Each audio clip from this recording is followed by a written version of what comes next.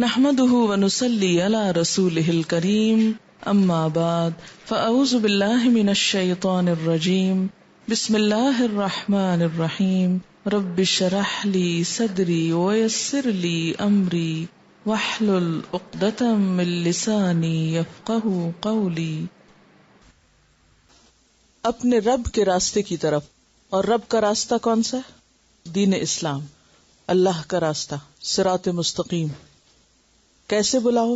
بالحکمتی، حکمت کے ساتھ، والموعظۃ الحسنتی، اور عمدہ نصیحت کے ساتھ، اچھی نصیحت کے ساتھ، وجادلہم، اور مجادلہ کرو ان سے، مباحثہ کرو ان سے، باللتی، ساتھ اس طریقے کے، ہی احسن، جو سب سے اچھا، بہترین ہو. ان ربک، بے شک تیرا رب، ہوا وہ، اعلم، زیادہ جانتا ہے، کس کو؟ بمن، اس کو جو، ضل، بھٹک گیا، بہک گیا، عن سبیلہ، اس کے راستے سے، یعنی صراط مستقیم سے ہٹ گیا.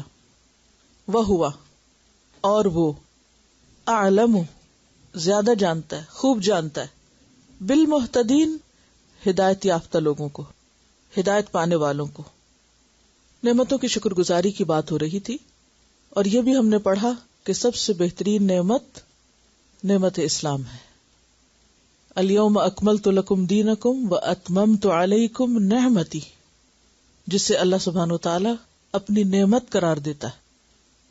تو اس نعمت کا شکر ادا کرنا بھی لازم ہے، اور نعمت کے شکر میں اس نعمت کا صحیح استعمال اور اس نعمت میں دوسروں کو شریک کرنا ہے.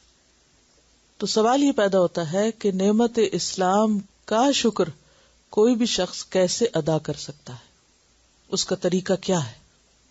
مثلا اگر آپ سے کوئی یہ کہے کہ تم اس نعمت پر جو اللہ نے اسلام کی شکل میں تمہیں دی شکر ادا کرو، تو آپ کہیں گے کہ بہت شکر اللہ کا، ہم بہت خوش، بہت شکر گزار ہیں. تو کیا یہ شکر کافی ہوگا؟ کیا شکر ادا ہو جائے گا؟ کیسے ادا ہوگا؟ جب دوسروں کے ساتھ اسے شیئر کریں گے، دوسروں کو بھی اس راستے کی طرف لائیں گے.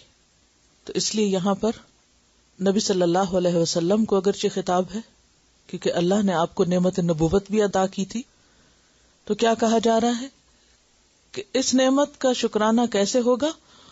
ادعو الی سبیل ربک، اپنے رب کے راستے کی طرف دعوت دے کر.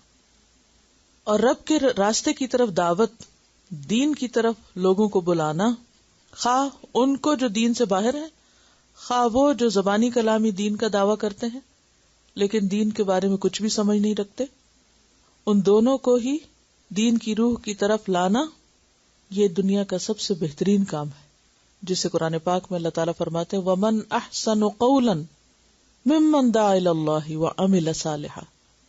اس سے احسن بات کس کی ہو سکتی، اس سے اچھی بات اور کس کی ہو سکتی، جو اللہ کی طرف بلائے اور خود بھی نیک عمل کرے اور کہے کہ میں مسلمان ہوں.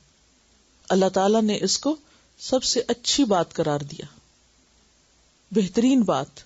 وَمَنْ أَحْسَنُ قَوْلًا مِمَّنْ دَعَا إِلَى اللَّهِ. تو دعوت اللہ کا کام بہترین کام ہے. یہ وہ کام ہے جو اللہ نے اپنے پیغمبروں سے لیا تھا، یہ وہ کام ہے جو اللہ کے چنے ہوئے بندے کرتے ہیں. اور اگر دیکھا جائے تو تمام انبیاء اسی کام کے لیے آئے تھے.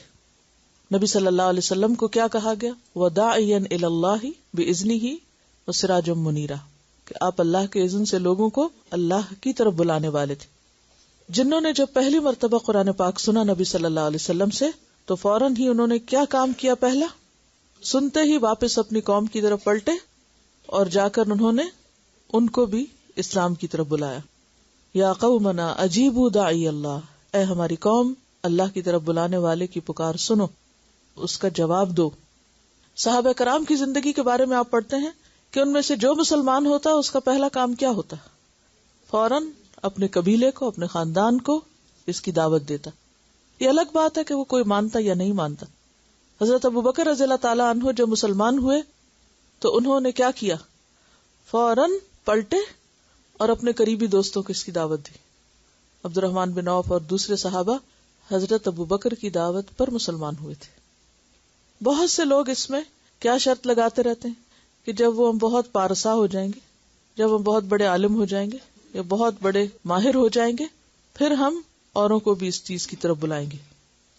لیکن اسوہ حسنہ میں ہم کیا دیکھتے ہیں کہ جس نے یہ نعمت پا لی اور اس نے اس نعمت کی شکر گزاری کی تو جو بھی قریب ترین تھا اس کی اس سے فکر ہوئی کہ اگر مجھے یہ نعمت مل گئی ہے تو جن سے میں محبت کرتا ہوں وہ اس سے محروم کیوں. لیکن ساتھ ہی طریقہ بتا دیا گیا، بالحکمت، حکمت کے ساتھ، سمجھداری کے ساتھ، دلیل کے ساتھ، موقع کی مناسبت کے ساتھ، دوسرے کی ذہنی اور فکری رعایت رکھتے ہوئے، اور صرف دلائل کے ساتھ نہیں بلکہ والموعظۃ الحسنہ، عمدہ نصیحت کے ساتھ. موعظہ کا لفظ جو ہے واعظ سے نکلا ہے، اور واعظ کس کو کہتے ہیں؟ ایسی بھلائی کی بات جس سے دل نرم ہو جائے، جس سے دلوں میں خوف خدا آئے. یعنی دوسرے کو ایسے طریقے سے دین کی طرف بلاؤ کہ ان کے دلوں پہ جا کے بات لگے. حکمت اور موعظت دو چیزوں کا بہترین کمبینیشن یہاں بتایا گیا کہ ایک طرف دلائل بھی ہو، لاجک ہو بات میں، اور دوسری طرف محض خشک دلائل نہ ہو، دوسرے کو ہرانے کی بات نہ ہو، بلکہ موعظت بھی ہو، نصیحت ہو، دل موہنے والی بات ہو. دلوں کو نرم کون سی بات کرتی؟ محض دلائل؟ دلائل صرف نہیں کام کرتے. دلائل سے کوئی شخص کنونس ہو سکتا ہے لیکن مان نہیں سکتا. مانے گا تب جب آپ اس کے دل کو حرکت میں لے آئیں گے، اور دلوں کو حرکت میں لانے کے لیے محبت اور خیر خواہی کی ضرورت ہوتی. جس درجے کی محبت اور تڑپ آپ کے دل میں ہوگی ویسی ہی وہ دوسرے کے دل پہ جا کے لگے گی. جیسے وہ آتا ہے نا، دل سے جو بات نکلتی ہے اثر رکھتی ہے، پر نہیں طاقت پرواز مگر رکھتی ہے. از دل خیزت بر دل ریزت، فارسی کا محاورہ ہے کہ جو چیز دل سے اٹھتی ہے اس کی جگہ دل ہی ہے، وہ دل پر ہی جا کے لگتی ہے. یعنی جو چیز دل سے نکلے گی وہ دل پر ہی لگے گی جا کے. اگر دل کے اندر محبت ہے اور دوسرے کی خیر مطلوب ہے تو وہ اس کے دل کو ضرور نرم کرے گی جا کے. لیکن اگر کوئی بات محض آپ دماغ سے مگر تقریر کے طور پہ صرف آپ دلیل پہ دلیل دیتے چلے جا رہے تو وہ دل کو نہیں جا کے چھوتی. پھر اسی طرح یہ ہے کہ طبیعتیں بھی مختلف ہوتی ہیں. کچھ لوگ لاجک کو زیادہ اہم سمجھتے ہیں، یا بعض پڑھے لکھے لوگ یا خواص جو ہوتے ہیں وہ بعض اوقات دلائل کو زیادہ اہمیت دیتے ہیں، اور جو عوام الناس ہوتے ہیں وہ عام طور پر دلائل کو اتنی اہمیت نہیں دیتے. ان کو ایسی بات چاہیے ہوتی ہے جو ان کے دل کو نرم کر دے، ان کے دل کو لگ جائے، اور جب ان کے دل کو لگ جاتی ہے تو پھر وہ کر جاتے ہیں. تو یہاں پر کیا کہا گیا؟ ادعو الی سبیل ربک بالحکمت والموعظۃ الحسنۃ وجادلہم، اور ان سے بحث کیجئے. اور جدال جدل سے ہے، جھگڑے کو کہتے ہیں. کس جھگڑے کو؟ جدال، جس میں ایک فریق دوسرے کو ہرانے کی کوشش کرے، یعنی باتوں کے ساتھ. یعنی مباحثہ مراد ہے، مناظرہ مراد ہے، آرگیومنٹ، کانٹیسٹ، ڈیبیٹ. ایسی ڈیبیٹ ہو جو احسن طریقے کی ہو. وہ احسن طریقہ کیا ہو سکتا ہے؟ کسی بھی کام کے احسن ہونے کے لیے دو شرائط ہیں. ایک یہ کہ نیت خالص ہو، صرف اللہ کی رضا کے لیے ہو کوئی کام، جب وہ احسن بنتا ہے. یعنی جب آپ کسی سے جھگڑیں تو اپنے کسی ذاتی انتقام کے لیے نہیں. عام طور پہ ہم کب بحث میں پڑتے ہیں یا دوسرے سے جرا کب کرتے ہیں؟ جب ہمیں کوئی بات بری لگتی، اپنی انا کی تسکین کے لیے یا اپنی سیٹسفیکشن کے لیے یا اپنے اوپر سے الزام اتارنے کے لیے اس وقت ہم خوب باتیں کرتے ہیں. لیکن جب نیت اللہ کے لیے خالص ہوگی تو جب ہم بات بھی کریں گے تو وہ بات بھی جچی تلی اور نپی تلی ہوگی، جذباتیت سے خالی ہوگی، ایموشنل رویہ نہیں ہوگا. جادلہم باللتی ہی احسن، اس میں نرمی ہوگی، اس میں محبت ہوگی. اور احسن عمل کی دوسری شرط کیا ہے؟ طریقہ سنت کے مطابق ہو. نبی صلی اللہ علیہ وسلم سے بڑا انقلاب بھی کوئی برپا کر سکا انسانوں کی تاریخ میں یا انسانوں کے دل و دماغ میں؟ نہیں. لیکن آپ کا بحث مباحثہ کیسا ہوتا تھا؟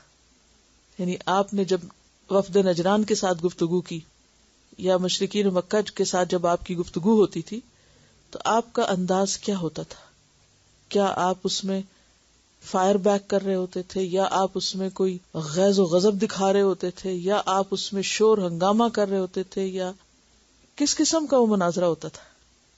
التی احسن کون سا ہے؟ جو آپ کے طریقے کے مطابق ہے، کہ آپ دوسرے کے ساتھ آرگیو کر سکتے ہیں لیکن اس میں ٹھنڈے دل کے ساتھ، جذبات کو کنٹرول کرتے ہوئے، نفرت پر مبنی نہیں، اللہ کی خاطر.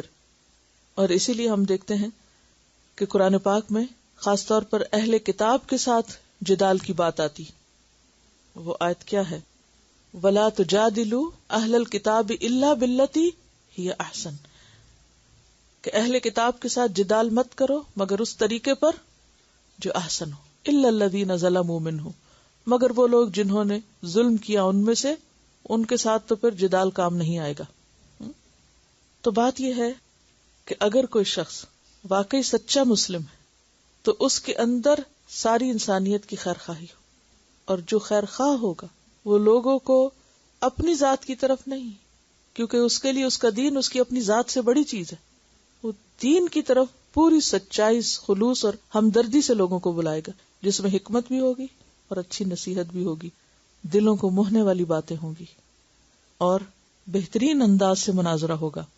ہم دیکھتے ہیں کہ نبی صلی اللہ علیہ وسلم جب اہل کتاب کو، اس آیت پر مبنی آپ نے رومیوں کے بادشاہ کو خط لکھا تھا، تو خط کا خطاب کیا تھا؟ عظیم الروم کہہ کے اس کو پکارا تھا. یعنی بادشاہ کو لکھ رہے تھے آپ، اسلام کی طرف بلا رہے تھے، لیکن آپ دیکھیے کہ ٹائٹل اس کو جو اس کے ملک کے لوگ اس کو دیتے تھے، عظیم الروم. آپ نے یہ بھی فرمایا کہ انزل الناس منازلہم، لوگوں کو ان کے منازل اور درجوں پہ رکھو. اگر کوئی شخص اپنی قوم کے اندر محترم ہے تو تم بھی اس کو احترام دو. یہ نہ کہو کہ اس کا کیا احترام، یہ تو مسلمان ہی نہیں. انسانی جان سب محترم ہے، تو کسی بھی انسان کے ساتھ اگر آپ احترام سے بات کریں گے تو وہ آپ کی بات سنے گا. پھر اسی طرح آپ دیکھیے کہ قرآن پاک میں یا اہل الکتاب کہہ کے پکارا گیا، اے پیپل آف بک. ایسے نام سے نہیں پکارا گیا جو ان کو ناپسند ہو. پھر اسی طرح جب آپ صلی اللہ علیہ وسلم اپنے ساتھیوں کی اصلاح کرتے تھے تو اس میں بھی کہتے تھے ما بال اقوام، لوگوں کو کیا ہو گیا کہ ایسا اور ایسا کرتے ہیں. لیکن جدال یا مباحثہ، اس وقت اس میں گرما گرمی آتی ہے جب بحث کرنے والے کو یا تو اپنے علم کی برتری جتانا مقصود ہوتی، تو وہ اس علم کے غرور میں مبتلا ہو کے اپنی آواز بھی بہت بلند کرے گا، چیخے چلائے گا، یا اس کے ایکشن بھی پھر اسی طرح ہوں گے جس میں تکبر اور اپنی ذاتی بڑائی پائی جائے گی. لیکن جب پیغام پہنچانے والے کی ساری نظر اس پہ ہوتی ہے کہ پیغام پہنچ جائے، مقصد پورا ہو جائے، تو پھر اس کے رویے میں کوئی ایروگنس نہیں ہو سکتی، سختی نہیں ہو سکتی. پھر اس کے اندر نرمی ہوگی، سیلف کنٹرول ہوگا، وہ ایموشنل نہیں ہوگا، اس کے اندر دوسرے پر زیادتی کرنے کی خواہش نہیں ہوگی، اس کے اندر کسی ذاتی جیت کی خواہش نہیں ہوگی، وہ کسی مقابلے میں اس لیے شریک نہیں ہوگا کہ وہ اپنی ذات کو فائدہ پہنچائے. وہ تو دین کی عزت اور دین کی خدمت کے لیے یہ سب کام کرے گا. اور اس میں ہم دیکھتے ہیں کہ سارے پیغمبروں کا اسوہ حسنہ ہمارے سامنے. نوح علیہ السلام کی قوم نے ان کو کیا کہا تھا؟ پیچھے پڑ چکے ہیں آپ، کچھ یاد ہے؟ کیا الزام لگایا تھا انہوں نے؟ انا لنراک فی ضلال مبین. کیا کہا؟ یا قوم لیس بی ضلالہ. کوئی فالتو بات نہیں کی کہ ہاں تم ہوگے گمراہ، نہیں، لیس بی ضلالہ. پھر اس کے بعد ہم دیکھتے ہیں ہود علیہ السلام، ان کو ان کی قوم نے کیا کہا؟ انہوں نے کہا انا لنراک فی صفاحۃ، ہم تمہیں حماقت میں مبتلا پاتے ہیں. وانا لنظنک من الکاذبین، تم تو ہمیں جھوٹے نظر آتے ہو. اب آپ کو کوئی پاگل اور جھوٹا کہے، آپ جواب میں کیا کریں گے اس کے ساتھ؟ تم تو نرے پاگل ہو. اگر آپ کو ذرا پرسنلی لینا اس کو اپنے اوپر، یا کوئی جھوٹا کہہ کے پکارے آپ کو، پھر آپ اس سے کریں خیر خواہی، پھر کنٹرول رہ کے بات کریں. کہیں گے یا قوم لیس بی صفاحہ، اے میری قوم میں کسی حماقت میں مبتلا نہیں. کتنا ٹھنڈا جواب ہے، کوئی بحث نہیں. شعیب علیہ السلام کو انہوں نے نماز کا تانا دیا تھا، اصلاتک تأمرک ان نترک ما یعبد آباؤنا. انہوں نے جواب میں کیا کہا تھا؟ ان اريد الا الاصلاح، میں تو اصلاح چاہتا ہوں، مستطاعت، جو میری استطاعت میں ہے. پیچھے سارے آپ خود یہ مکالمے لکھ چکے ہوں گے اپنے اس اسائنمنٹ میں. جو موسیٰ علیہ السلام کو کہاں بھیجا گیا تھا؟ فرعون کے دربار میں. کیا خاص نصیحت کر کے بھیجا گیا تھا؟ اذهب الى فرعون انه طغى فقل هل لك الى ان تزكى واهديك الى ربك فتخشى. هل لك الى ان تزكى. انداز آپ دیکھیں، سوالیہ انداز ہے. اور پھر موسیٰ علیہ السلام اور ہارون دونوں کو کیا کہا گیا تھا علیہ السلام کو؟ فقولا له قولا لینا، جا کے اس سے نرمی سے بات کرنا. لعلہ یتذکر او یخشی، شاید نصیحت پکڑ لے یا ڈر جائے. فرعون جیسے متکبر کے سامنے بات کرتے ہوئے کیا کرنا؟ نرمی سے. اور پھر فرعون نے موسیٰ علیہ السلام کو کیا کہا تھا کہ یہ رسول تو مجنون معلوم ہوتے ہیں. اور پھر جتنے سوال کیے مذاق میں، موسیٰ علیہ السلام نے جدال میں جواباً کیسے جواب دیے. جب رب العالمین کے بارے میں پوچھا، وہ اتنے خوبصورت انداز میں اپنے مقصد پر فوکس رکھتے ہیں اور درست جواب دیتے چلے جاتے ہیں. کیا کہتے ہیں؟ ربکم و رب آبائکم الاولین، تمہارا رب اور تمہارے پہلے آبا و اجداد کا رب. پھر وہ کہتے ہیں یہ رسول تو مجنون معلوم ہوتا، تو وہ کہتے ہیں رب المشرق والمغرب وما بینہما. لیکن کسی بات پر اوفینڈ نہیں ہوتے، کسی بات پر برہم نہیں ہوتے، کسی بات پر غصے میں نہیں آتے، جذباتیت کا شکار نہیں ہوتے. یہ ہے اسوہ حسنہ، یہ ہے دین کی طرف بلانے کا طریقہ. ہم عام طور پر کیا سمجھتے، چونکہ ہم حق پر ہیں، ہم سچ بتا رہے ہیں، ہم تمہیں نیکی کی طرف بلا رہے ہیں، ہم تمہارا بھلا کر رہے ہیں، لہٰذا تم ہماری غضبناکی سنو. تو اس سے کیا ہوتا ہے؟ نہیں سنتے تو نہ سنو، خود ہی عذاب آئے گا، خود ہی پکڑے جاؤ گے تو پھر سمجھ آ جائے گی. تو ایک مومن کا، ایک داعی کا رویہ یہ نہیں ہوتا. اب دیکھیے کہ اس وقت جو صورتحال دنیا میں ہو رہی ہے اور جو کچھ کیا گیا نبی صلی اللہ علیہ وسلم کی شخصیت اور ذات کے ساتھ، یہ کوئی پہلی دفعہ نہیں ہے. This is not for the very first time in the history. یہ تو رائٹ فرام دا بگننگ یہ سب کچھ ہوا. لیکن آپ صلی اللہ علیہ وسلم جب خود موجود تھے تو آپ نے کیا کیا؟ وہ عورت جو آپ پر کوڑا پھینکتی تھی، آپ نے جواب میں کیا کیا اس کے ساتھ؟ کیا کیا؟ وہ روز کوڑا پھینکتی تھی بلا ناغہ، صرف ایک دن نہیں، روز. اور آپ کیسے گزرتے تھے؟ کوئی جوابی کاروائی نہیں کرتے تھے. اور اگلے دن پھر وہی. پھر ایک دن جب وہ نہیں آئی، پوچھا وہ کہاں گئی. پتہ چلا کہ وہ بیمار ہے. آج آپ اس کا حال پوچھنے چلے جاتے، کیا وہ مسلمان نہ ہوگی؟ پھر اس کے بعد آپ دیکھیں کہ جب ابو لہب کی بیوی نے آپ کو مذمم کہا تو آپ نے جواب کیا دیا؟ وہ مجھے نہیں کہہ رہی کیونکہ یہ میرا تو یہ نام ہی نہیں، میں تو محمد ہوں، تو اس لیے وہ تو میرے بارے میں ہے ہی نہیں. ایک نہیں بے شمار مثالیں ہیں کہ جس میں آپ نے اپنی ذات کے لیے لوگوں سے انتقام نہیں لیا. نتیجہ کیا ہوتا تھا کہ جو بھی آپ کے قریب آتا وہ آپ کے حسن سلوک سے متاثر ہو کے آپ کا ہو جاتا، آپ کا دین اختیار کر لیتا. آج ہم آپ کے پیروکار ہیں، ٹھیک ہے، ہمیں اتنی اجازت ہے، اگر تم بدلہ لینا چاہو تو جتنا کیا گیا اتنا کر سکتے، اس سے آگے نہیں نکل سکتے. لیکن بحث کرنا ہے، مباحثہ کرنا ہے، جو کچھ، مگر حدود کے اندر، حدود سے باہر نہیں. ایسی جذباتیت نہیں کہ جس کی وجہ سے الٹا ہمارا دین بدنام ہو. خوبصورت انداز، احتجاج کرو مگر پیسفلی، صبر کے ساتھ، اور اسلام کی حقیقت بتاؤ. پیار محبت سے ادعو الی سبیل ربک بالحکمت والموعظۃ الحسنہ. کہاں ہے موعظۃ حسنہ؟ کہاں ہے دلوں کو موہ لینے والے انداز کہ جس میں لوگوں کو صرف غم اور غصے کے اظہار کے ساتھ نہیں، ان کے بھی ضمیر ہیں، ان کے ضمیر کو، ان کے شعور کو، ان کے دلوں کو جھنجھوڑا جائے کہ کیا کوئی بھی شخص اپنے باپ کے لیے، اپنے کسی لیڈر کے لیے، اپنی کسی محترم ہستی کے لیے ایسا کر سکتا ہے؟ کوئی بھی اپنے بڑے کے لیے ایسا نہیں کرتا. اور پھر یہ کہ سب سے اہم بات، اگر ہم اپنا اصل کام کرتے ہوں تو یہ دن نہ آئے. یہ سب کچھ ہم دوسرے کے کھاتے میں ڈالنے کی کوشش کر رہے ہیں کہ اس کی زیادتی اور اس کا ظلم ہے، لیکن ہم خود جو لوگوں کے ساتھ ظلم کر رہے ہیں انہیں دین کی طرف پیار محبت سے نہ بلا کے، تو اس کا نتیجہ کیا ہوگا؟ آپ کو معلوم ہے کہ جب آپ صلی اللہ علیہ وسلم نے مختلف ملوک کو خط لکھے تھے تو ان کے ریاکشن مختلف تھے. کچھ ایسے تھے کہ جنہوں نے آپ کے بھیجے ہوئے ایلچی کو، آپ کے بھیجے ہوئے جو مشن تھے ان کو عزت دی، اور کچھ ایسے تھے کہ جنہوں نے آپ کا خط پھاڑ دیا. لیکن آپ کا ریئیکشن اس پہ کیا تھا؟ جب پرویز نے آپ کا خط پھاڑا تھا، جو ایرانیوں کا بادشاہ تھا، تو آپ نے کیا کہا تھا اس موقع پر؟ اس نے خط نہیں پھاڑا، اس نے اپنی حکومت کے ٹکڑے کر دیے. کہ جب کوئی شخص غصے میں آ کے ایسا ریئیکشن ظاہر کرتا ہے تو دوسرے کو نہیں، دراصل خود کو نقصان دیتا ہے، خود کو نقصان دیتا ہے. اور ہم اس وقت یہ بات بھول جاتے ہیں کہ کبھی بھی نیگیٹو ریئیکشن پازیٹو اثرات پیدا نہیں کیا کرتا. مثبت نتائج کے لیے مثبت رویہ ہی کام کرتا ہے، اور اسی چیز کی طرف ہمارا دین ہمیں بلاتا ہے. ادعو الی سبیل ربک بالحکمت والموعظۃ الحسنۃ. اور جہاں جھگڑے کی ضرورت بھی پیش آئے تو جھگڑا بھی کیسے کرو؟ وجادلہم باللتی ہی احسن. وہاں بھی تمہیں احسن رویہ اختیار کرنا ہے. ان ربک هو اعلم بمن ضل عن سبیلہ وهو اعلم بالمہتدین. بے شک تیرا رب وہ خوب جانتا ہے کون بہکا ہوا ہے. اپنا معاملہ کس کے ساتھ رکھو؟ اپنے رب کے ساتھ. وَهُوَ أَعْلَمُ بِالْمُهْتَدِينَ. اور وہ زیادہ جانتا ہے ہدایت پانے والوں کو، کہ کون ہدایت پر ہے اور کون بگڑا ہوا ہے اور کون بہکا ہوا ہے، یہ تو اس کو پتا ہے.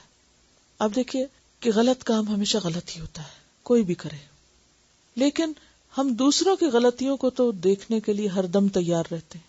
ہم اپنی غلطیوں کو کیوں بھول جاتے ہیں؟ ہم میں سے ہر اپنی ذاتی زندگی میں نبی صلی اللہ علیہ وسلم کی سنت کی اور آپ کے طریقے کی کیسے کیسے مخالفت کر رہے ہیں. کیا ہم چلتا پھرتا مذاق نہیں ہے دین کا؟ ہم خود اگر ہمیں بیٹھ کے کھانا نہیں آتا، اگر ہمیں دائیں ہاتھ سے کھانا نہیں آتا، چھوٹی چھوٹی سنتیں، تو ہم کس چیز کا نمونہ اور مثال پیش کر رہے ہیں؟ لیکن جب کہیں پر کچھ ہوتا ہے تو اس وقت ہم محبت کے دعوے کرنے لگتے ہیں. آپ صلی اللہ علیہ وسلم نے اپنی محبت کا معیار کیا بتایا؟ من احب سنتی فقد احبنی ومن احبنی کان معی فی الجنہ. جو میری سنت سے محبت کرے گا وہ دراصل مجھ سے محبت کرتا ہے، اور جو مجھ سے محبت کرے گا وہ میرے ساتھ جنت میں داخل ہوگا، وہ جنت میں میرے ساتھ ہوگا. کیا ہم سب پر آپ کی اطاعت لازم نہیں ہے؟ لیکن ہم دن رات آپ کی نافرمانی کرتے. ہمارا کون سا کام آپ کے طریقے پر ہے؟ دین کی نمائندگی یا تبلیغ کا معاملہ ہو، کیا وہ سنت کے مطابق ہے؟ یا ہمارا چلنا پھرنا، گفتگو کرنا، لوگوں کے ساتھ معاملہ کرنا وہ سنت کے مطابق ہے؟ دن رات تو سنت کی خلاف ورزی ہم خود کر رہے ہیں. اگر ہم خود سنت کے پیروکار ہوں، کسی کو جرت ہی نہ ہو کہ کوئی ایسا کر سکے. یہ سب اس وقت ہوتا ہے جب ہمارے اندر کمزوری ہوتی ہے، اور وہ کمزوری ہمارے اپنے کردار کی کمزوری ہے، ہمارے کردار کی کمزوری. اگر ہمارے کردار مضبوط ہوں اور ہم آپ کے اسوہ حسنہ کی پیروی کرتے نظر آئیں، آپ کے طریقے پہ ہم چلتے نظر آئیں، تو سب کو پتا ہو کہ یہ اتنے مخلص لوگ ہیں، اتنے سچے لوگ ہیں کہ یہ تو صبح اٹھنے سے لے کے رات سونے تک ہر چیز میں ان کی پیروی کر رہے ہیں. جب ہماری اپنی مجلسوں کے اندر، ہمارے گھروں کے اندر، ہمارے اداروں کے اندر لوگ عملاً سنت کا مذاق اڑا رہے ہوتے ہیں، سنت کے اوپر ہنس رہے ہوتے ہیں، مسنون داڑھی پہ ہم ہنستے ہیں، لباس پہ ہم ہنستے ہیں، بہت سے طریقوں پہ ہم ہنستے ہیں، کوئی اور نہیں، ہم خود. آپ دیکھیے ایک عام محاورہ ہے، اگر کوئی ینگ بچہ داڑھی رکھ لے تو خود مسلمان اس کو کیا کہتے ہیں؟ تم کیا کارٹون بن گئے ہو، کہتے ہیں نا. خود مسلمانوں کو کہتے ہیں، حالانکہ وہ کیا کر رہے ہوتے ہیں؟ سنت کی پیروی کر رہے ہوتے ہیں.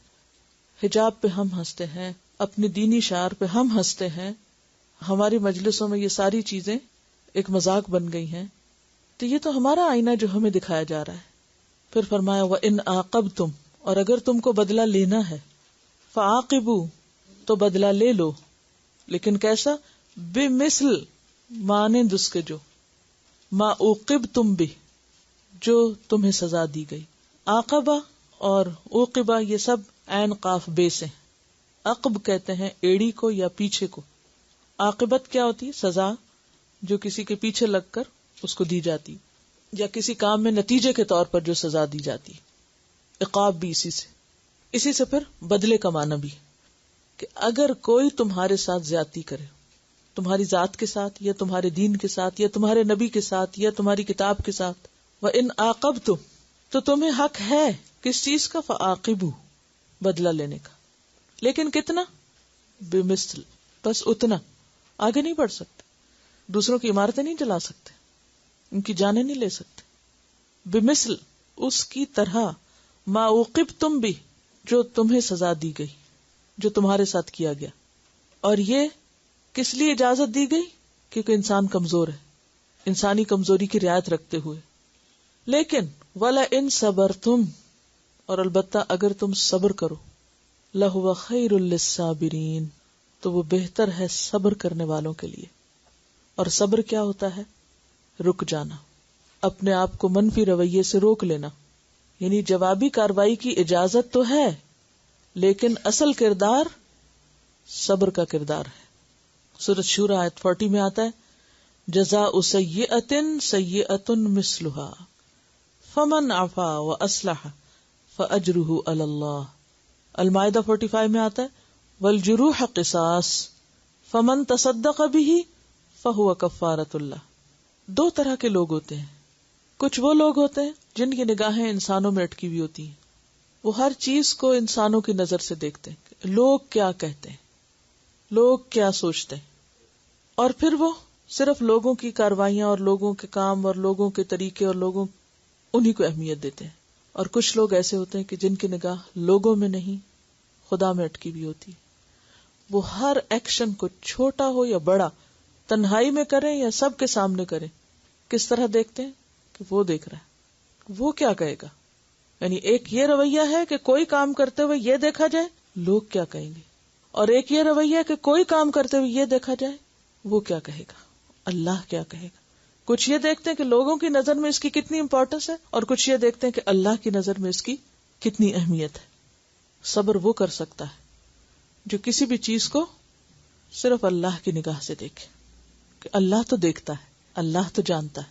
مثلا اگر آپ پر کوئی جھوٹا الزام لگا دیتا ہے، اب جو لوگ لوگوں کو سامنے رکھتے ہیں وہ فوراً کیا کریں گے؟ صفائیاں پیش کریں گے اور فوراً ایک ریئیکشنری رویہ اختیار کریں گے کہ سارے لوگ میرے بارے میں تو سوچیں گے شاید میں ایسی ہوں. مثلا کسی نے آپ کو جھوٹا کہہ دیا، آپ جھوٹے نہیں ہیں لیکن کوئی آپ کو جھوٹا کہہ دیتا، اور اب آپ کیا کرتے؟ فوراً غصے میں آ جاتے، تم نے مجھے جھوٹا کہا، میں تو مزہ چکھاتا ہوں جھوٹے مجھے کہنے کا. اچھا، وہ اس کا اتنا بڑا ایک ہوا بن جائے گا اور اتنی بڑی بات بن جائے گی، کس لیے؟ تاکہ وہ لوگوں کی نظروں میں سچا ہو جائے. نہیں، لوگ تو مجھے جھوٹا ہی سمجھ لیں گے، مجھے تو تردید کرنی ہے کہ میں جھوٹا نہیں ہوں، لہٰذا اپنے سارے کام کاج چھوڑ کے وہ کیا کرے گا؟ صفائیاں پیش کرنے میں ساری طاقت لگا دے گا، اور اس بات میں کہ وہ اپنے اوپر سے الزام دھوئے اور پھر جس نے کہا اس کے پیچھے لگ جائے اور اس کو مزہ چکھائے اور ایک اور ہی سلسلہ شروع ہو جائے. اور وہ شخص جو اس بات کو اللہ کی نظر میں دیکھے گا کہ کسی نے اس کو جھوٹا کہا تو وہ کیا کرے گا؟ ٹھیک ہے، وہ جانتا ہے میں کیا ہوں اور کیا نہیں، میں اپنا معاملہ اللہ کے حوالے کرتا ہوں. اور اس کے بعد وہ کیا کرے گا؟ صبر کر کے آگے اپنا کام کرے گا. لیکن یہ دوسرا رویہ بہت کم لوگوں کو نصیب ہوتا ہے. جیسے سورۃ شورى میں بھی آتا ہے وَلَمَنْ صَبَرَ وَغَفَرَ، کہ صبر کر کے پھر دوسرے سے بدلہ نہ لینا، معاف کر دینا.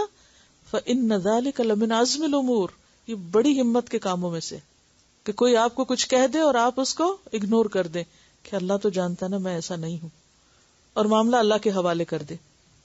فرمایا لَهُوَ خَيْرٌ لِلصَّابِرِينَ. کیوں؟ اس لیے کہ جو اللہ سے بدلہ ملنے والا ہے اس پر، اس صبر پر، اس کی خاطر انسان سب کچھ نظر انداز کر دے گا جو بھی انسان کرے. اب دیکھیں نا، پھر وہی جھوٹے کی مثال لیں. کسی نے آپ کو جھوٹا کہا، آپ اس کو پی گئے، گویا کوئی بات ہی نہیں تھی، ایسے اگنور کیا، درگزر کیا، معاف کیا جیسے کچھ ہوا ہی نہیں، ظاہر ہی نہیں کیا کہ میں نے کچھ محسوس بھی کیا. یہ کون کر سکتا ہے؟ صرف وہ جسے پتا ہو کہ میرا یہ پینا میرے رب کی نگاہ میں بہت ہی عظیم کام ہے، عزم الامور میں سے ہے، اور اس پر بہترین جزا ہے.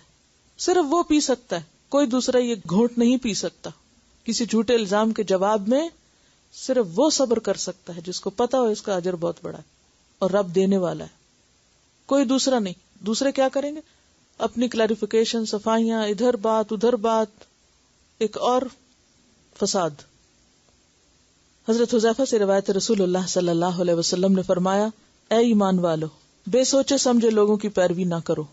جیسے کہا جاتا ہے کہ اگر ہمارے ساتھ اچھا برتاؤ کیا گیا تو ہم بھی اچھا کریں گے، اور اگر نہیں کیا گیا تو ہم بھی نہیں کریں گے، بلکہ اپنے آپ کو اس بات کا خوگر بناؤ کہ اگر لوگ تمہارے ساتھ اچھے سلوک سے پیش آئیں تو تم بھی حسن سلوک سے پیش آؤ، اور اگر لوگ تمہارے ساتھ برا اور ناروا سلوک کریں تو بھی تم ان کے ساتھ ظلم اور زیادتی نہ کرو.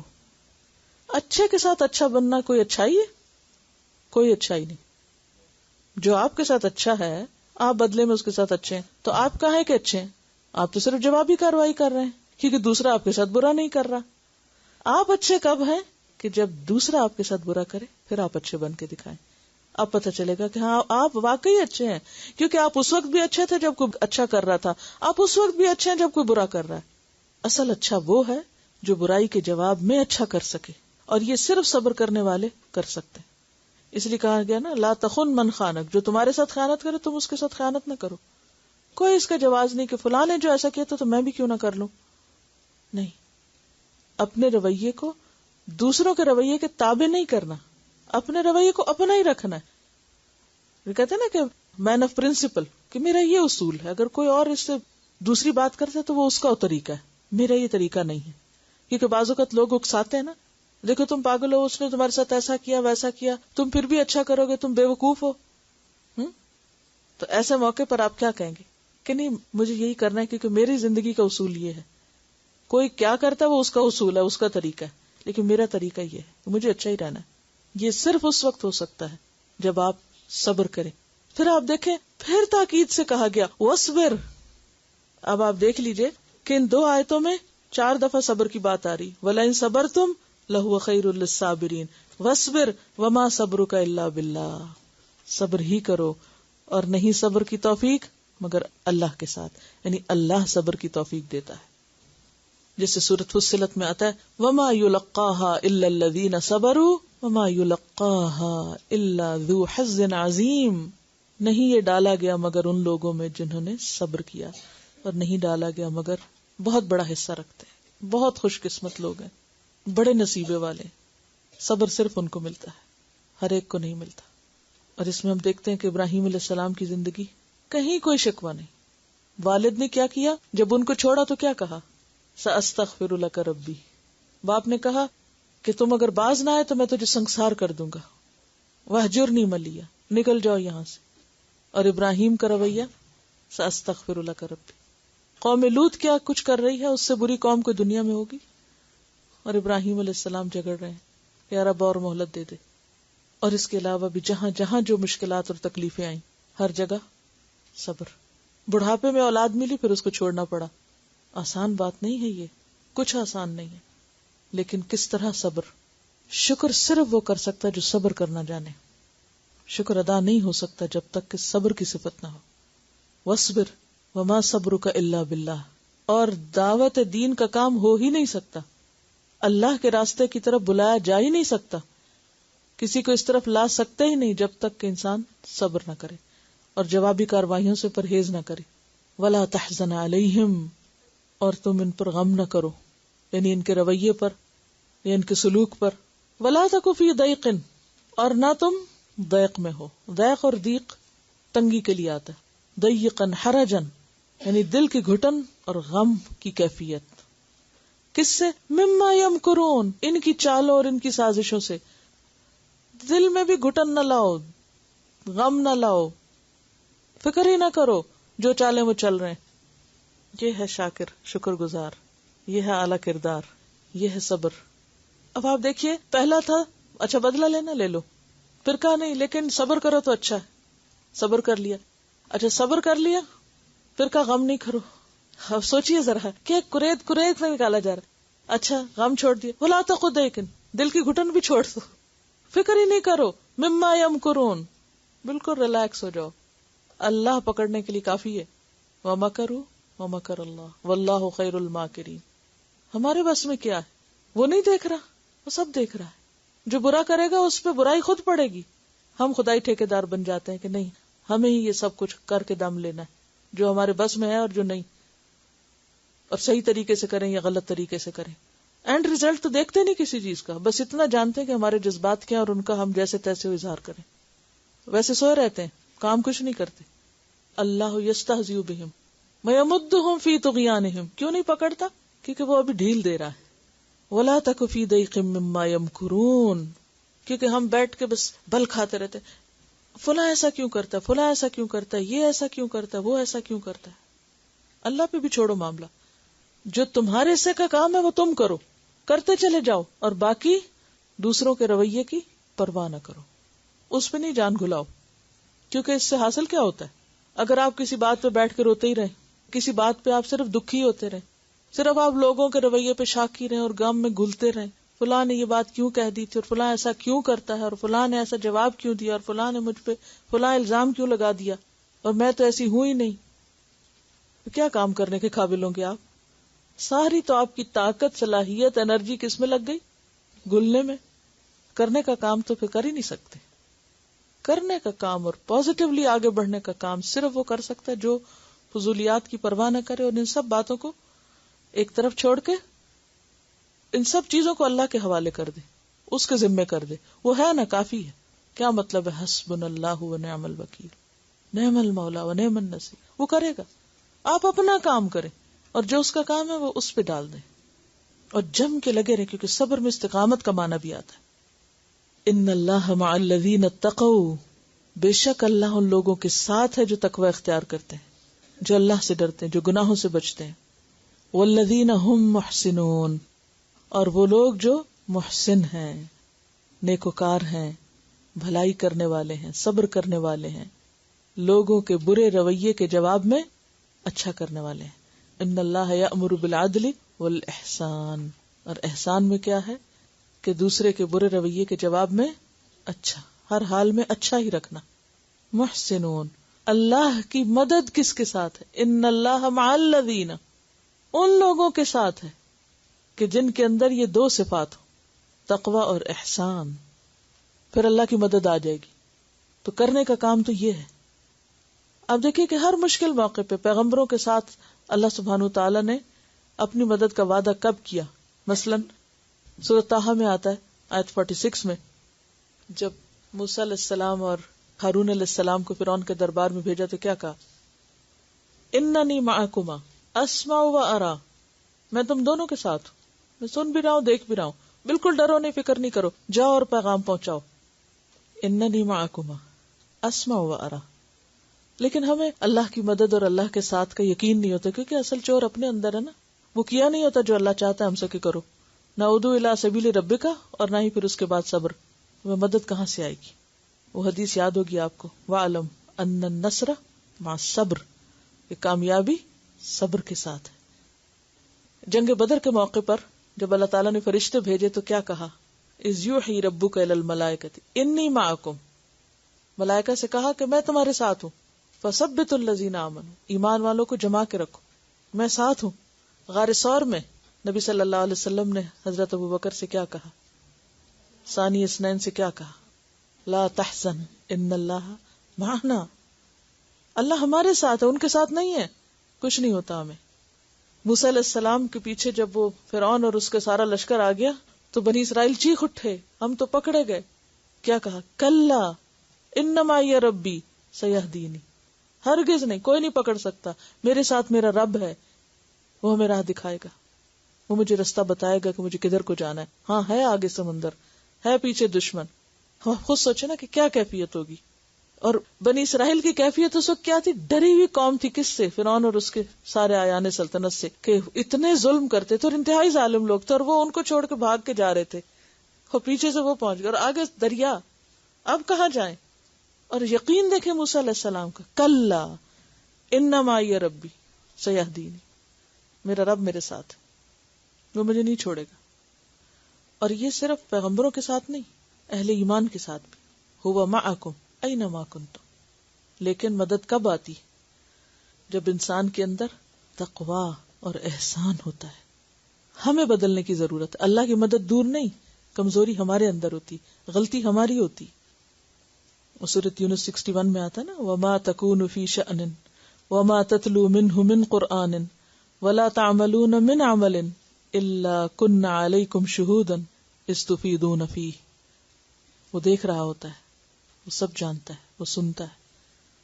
اس وقت ہم سب کو دوسروں کے رویے سے شاکی ہونے سے زیادہ اپنے اعمال کی فکر کرنے کی ضرورت ہے، اپنے اندر تقوی اور احسان لانے کی. اور احسان اور محسن کے بارے میں پیچھے آپ پڑھ چکے. کیا ہوتا ہے احسان؟ ہر حال میں اچھا. کوئی اچھا کرے تو بھی اچھا، کوئی برا کرے تو بھی اچھا. پھر دیکھیں کیسے مدد آتی. یہ جو آ رہا ہے نا کہ ادعو الی سبیل ربک بالحکمت والموعظۃ الحسنہ، تو حکمت کیا چیز ہے؟ اس کے بارے میں مولانا شبلی نعمانی نے مضمون لکھا تھا جس کا عنوان تھا ندوۃ العلماء کیا کر رہا ہے. ندوۃ العلماء کیا ہے؟ ندوہ نادی سے، نادی کلب کو کہتے ہیں، ندوہ گروپ کے معنی میں، اور علماء کا، اور ندوۃ العلماء جو نا لکھنؤ میں ایک جگہ کا نام ہے، یعنی ایک مدرسہ ہے. ٹھیک ہے کہ ندوۃ العلماء کیا کر رہا ہے، یعنی کس قسم کے علماء تیار کر رہا ہے. یہ ایسے ہی جیسے کوئی کہے الہدا کیا کر رہا ہے. اس مضمون میں کلکتے کے اخبار حبل المتین شمارہ 10 اگست یعنی 10 اگست 1906 اس میں ایک پیسج ہے، اقتباس ہے.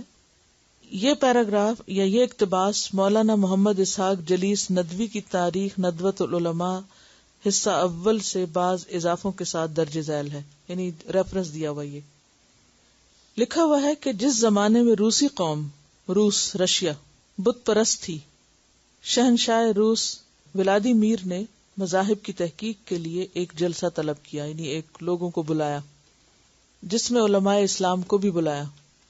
جو صاحب اس غرض کے لیے قازان سے تشریف لائے تھے، انہوں نے اسلام کے تمام عقائد اور فلسفے میں سے صرف یہ مسئلہ منتخب کر کے پیش کیا کہ اسلام میں سور کا گوشت کھانا بالکل حرام ہے. یعنی اسلام کو جب انہوں نے پیش کیا، یہ ریپرزینٹ کیا کہ اسلام کیا ہے، تو انہوں نے کیا بتایا کہ اس میں سور کا گوشت نہیں کھا سکتے.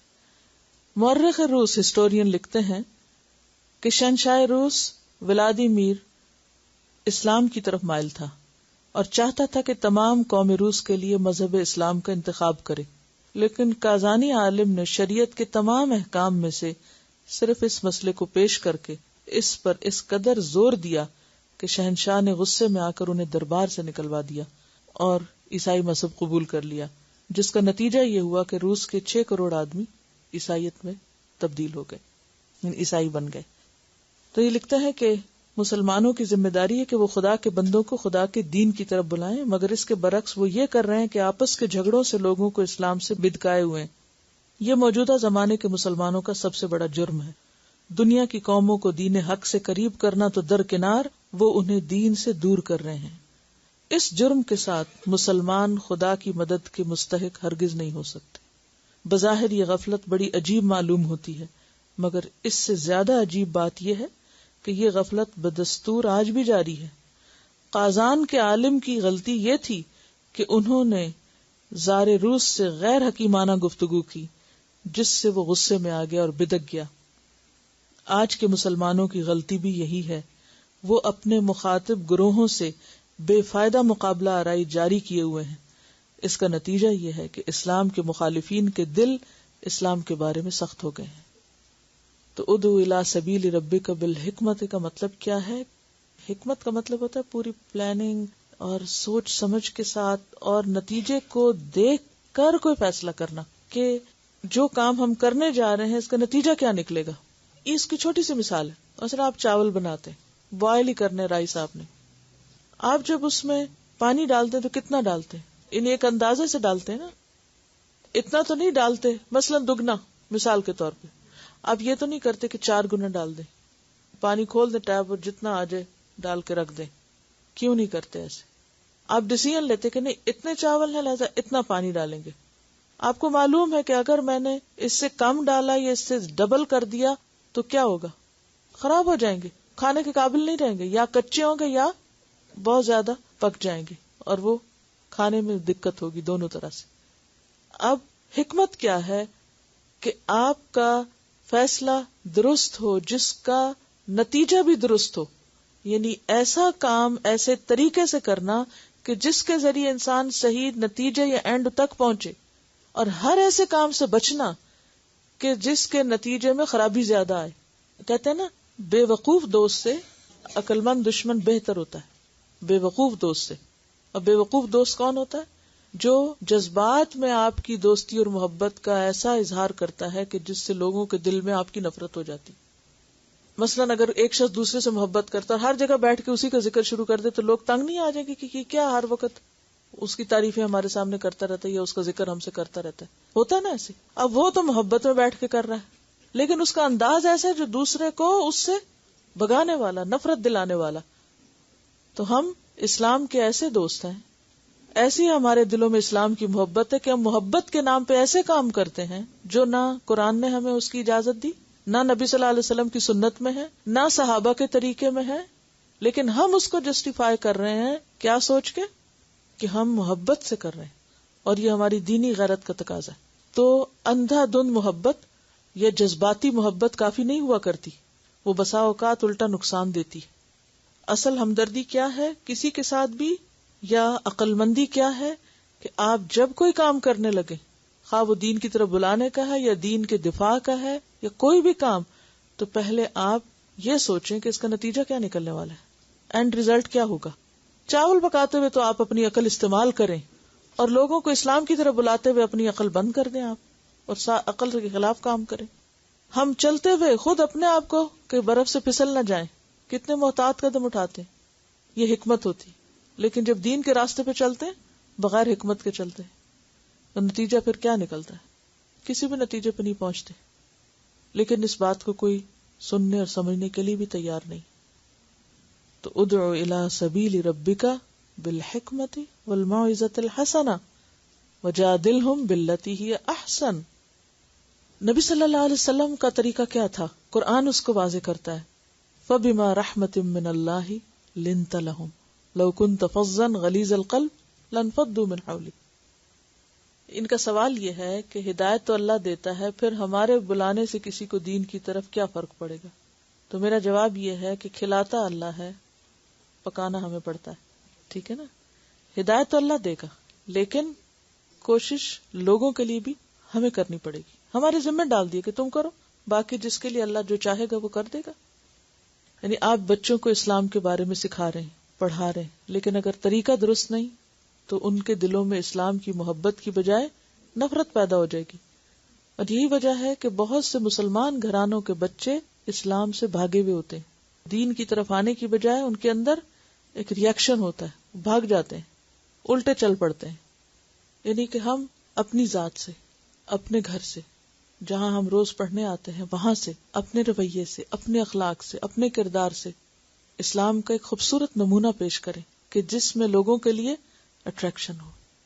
نہ کہ لوگ یہ کہیں کہ ویسے تو بہت اچھی تھی, جب سے یہ قرآن پڑھنے لگی ہے تو چڑچڑی ہو گئی ہے, اور جب سے یہ قرآن پڑھنے لگی ہے تو یہ ہمیں پوچھتے ہی نہیں کہ آپ کے رشتہ دار, آپ کے دوست احباب, آپ کے دوسرے لوگ, ان کے لیے آپ کا رویہ, آپ کا معاملہ اور نرمی پر مبنی ہونا چاہیے, بلکہ ان کی جہالت کی باتیں اور ان کی سخت باتوں پر صرف مسکرا کے اور صرف درگزر کر کے معاملہ کرنا چاہیے. نبی صلی اللہ علیہ وسلم کا جو معاملہ تھا ہمیشہ حکمت پر مبنی ہوتا تھا. مثلا ایک چھوٹی سی مثال, ایک دفعہ حضرت علی نے شاید آپ سے پوچھا کہ میں آپ کو زیادہ پیارا ہوں یا فاطمہ زیادہ پیاری, تو آپ نے کہا کہ تم مجھے فاطمہ سے زیادہ پیارے اور فاطمہ مجھے تم سے زیادہ پیاری. اگر کبھی کوئی بچے تو بچے ہیں نا, یہ ایسے سوال عام طور پہ بڑے بھی بعض اوقات پوچھنے لگتے ہیں. اور جہاں تک حکمت کا تعلق ہے تو قرآن پاک میں آتا ہے یؤتی الحکمت من یشاء ومن یؤت الحکمت فقد اوتی خیرا کثیرا. بہت بڑی نعمت ہے جو کسی کو ملے. اور پھر حدیث میں بھی آتا ہے نا, دو لوگوں پہ رشک کیا جا سکتا ہے, ایک جس کو اللہ حکمت دے اور پھر اس کے مطابق وہ فیصلے کرے اور اسی کی تعلیم آگے دے. ایک اور حدیث میں آتا ہے, حضرت عبداللہ بن عباس کہتے ہیں کہ آپ صلی اللہ علیہ وسلم نے مجھے اپنے سینے سے لگایا اور میرے لیے دعا کی کہ اے اللہ تو اسے حکمت عطا کر. تو اس سے یہ پتہ چلتا ہے کہ حکمت کی دعا بھی کرنی چاہیے, اپنے لیے, اولاد کے لیے, دوسروں کے لیے. آپ صلی اللہ علیہ وسلم نے یہ بھی فرمایا, کیا ہی اچھی ہے وہ مجلس جس میں حکمت کی بات کی جائے, یعنی جہاں سے انسان خیر و حکمت کی باتیں سیکھے. اسی طرح آپ نے فرمایا حکمت کی بات سے زیادہ بہتر کوئی تحفہ نہیں. یعنی کوئی انسان کسی کو کوئی تحفہ دے, کوئی سونا دے, چاندی دے, کچھ بھی دے, لیکن اس سے زیادہ قیمتی تحفہ کیا ہے کہ کوئی کسی کو حکمت کی بات سکھا دے, اچھی بات بتا دے. ایک اور جگہ پر آتا ہے کہ حکمت کی بات کہیں سے بھی ملے وہ لے لی جائے, کسی مسلم سے ملے, نان مسلم سے ملے, کہیں سے. روایت میں آتا نا کہ الکلمۃ الحکمۃ ضالۃ المؤمن حیث وجدہا فہو احق بہا. حکمت کی بات مومن کا گم شدہ سرمایہ ہے، وہ جہاں اس کو پائے وہی اس کا زیادہ حقدار ہے. لے لے اچھی بات، وزڈم کی بات کسی کے پاس بھی ہو، بغیر تعصب کے اس کو لے لیا جائے. obviously پھر ایسی حکمت نہیں کہ جو ہمارے دین کے خلاف جاتی ہو، لیکن اگر کوئی چیز دین سے نہ ٹکراتی ہو تو اچھی بات کہیں سے بھی لی جا سکتی ہے. اور آپ دیکھیں کہ آپ صلی اللہ علیہ وسلم کی زندگی میں نبوت سے پہلے بھی جب حجر اسود کا معاملہ ہے، جب سارے قریش کے سردار آپس میں ٹکرانے لگے تھے، تو آپ صلی اللہ علیہ وسلم نے کیا کہ چادر بچھا کے سب کو کونے پکڑائے اور پھر جا کے اس کو نصب کیا. پھر اسی طرح جب نبوت کے آغاز میں آپ لوگوں سے کہتے تھے لوگو لا الہ الا اللہ کہو، اس وقت کعبہ میں 360 بت رکھے ہوئے تھے، لیکن آپ نے ایک بت کو بھی ہاتھ نہیں لگایا، رکھے رہے. کب آ کے بت توڑے؟ جب مکہ فتح ہو گیا. پھر اسی طرح مشہور سیرت نگار ابن اسحاق کہتے ہیں کہ قریش نے آپ کا نام مزمم رکھا اور اس پر وہ آپ کے حجب کرتے اور مذاق اڑاتے، حتیٰ کہ ایک دفعہ ابو لہب کی بیوی نے سامنے آ کے آپ کو مزمم کہہ کے پکارا، تو آپ نے اس کا جواب کیا دیا کہ میں تو محمد ہوں. پھر اسی طرح آپ دیکھیں کہ 13 سال آپ مکہ میں رہے، کیسی کیسی اذیتیں سہی، لیکن کہیں بھی ریٹیلیٹ نہیں کیا. صبر صبر صبر، ہر جگہ صبر، گالیوں کا جواب صبر سے، مذاق اڑانے کا، کانٹے بچھانے کا، گندگی پھینکنے کا، حتیٰ کہ ملک سے نکال دینے کا. آپ کے ساتھیوں کو آگ کے اوپر لٹایا جاتا تھا. بلال رضی اللہ تعالیٰ عنہ کے ساتھ جو معاملہ کیا گیا، کسی کے ساتھ جوابی کاروائی نہیں ہوئی، نہ چھپ کے نہ سامنے، صرف سہ لیا گیا. پھر اس کے بعد جب حد سے معاملہ بڑھا تو آپ نے وہ جگہ ہی چھوڑ دی، یعنی خود جگہ چھوڑ دی، لڑائی نہیں چھیڑی، یعنی جس کے نتیجے میں ہجرت ہوئی، یعنی آپ نے ٹکراؤ کا راستہ نہیں اختیار کیا. پھر اسی طرح تالیف قلب کا رویہ اور طریقہ اختیار کیا گیا. پھر اسی طرح ایک اور واقعہ ملتا ہے کہ مدینہ میں آپ نے سفر کی تیاری کا حکم دیا. عام مسلمان ضروری تیاری میں مصروف ہو گئے. اس زمانے میں حضرت ابوبکر صدیق اپنی صاحبزادی حضرت عائشہ کے گھر میں آئے جو آپ کی اہلیہ تھی، وہ ضروری تیاری کر رہی تھی. حضرت ابوبکر نے اپنی صاحبزادی سے پوچھا کیا رسول اللہ صلی اللہ علیہ وسلم نے تم کو اس کا حکم دیا؟ حضرت عائشہ نے کہا ہاں. حضرت ابوبکر صدیق نے دوبارہ پوچھا یہ تیاری کہاں کے سفر کے لیے؟ حضرت عائشہ نے کہا خدا کی قسم مجھے معلوم نہیں. اس سے کیا پتہ چلتا ہے کہ جو نازک معاملات ہوتے تھے وہ آپ کسی سے بھی، حتیٰ کہ گھر والوں سے بھی ذکر نہیں کرتے تھے. کیوں؟ کیونکہ آپ مکہ کی طرف ارادہ کیے ہوئے تھے. حضرت ابوبکر تک کو نہیں بتا رہے تھے، کیونکہ اگر کہیں بھی بات پھیلتی تو اس سے نتیجہ مختلف ہوتا. اسی طرح ایک جگہ سے آپ گزر رہے تھے تو جگہ بہت تنگ تھی، تو آپ نے پوچھا اس جگہ کا نام کیا؟ تو بتایا گیا کہ تنگی نام بتایا گیا، تو آپ نے اس کا نام آسانی رکھ دیا. اور سب لوگ لائن میں ہو کر نکل گئے. یعنی ہر چیز میں آپ یسر کا پہلو تلاش کرتے تھے. بہرحال آپ کی سیرت پڑھیں تو بے شمار مثالیں ملتی ہیں کہ جس سے حکمت سیکھی جا سکتی. یعنی اگر کوئی شخص حکمت سیکھنا چاہتا ہو تو اس کے لیے ضروری ہے کہ وہ آپ کے طریقے کو جانے صلی اللہ علیہ وسلم. سبحانک اللہم و بحمدک نشہد ان لا الہ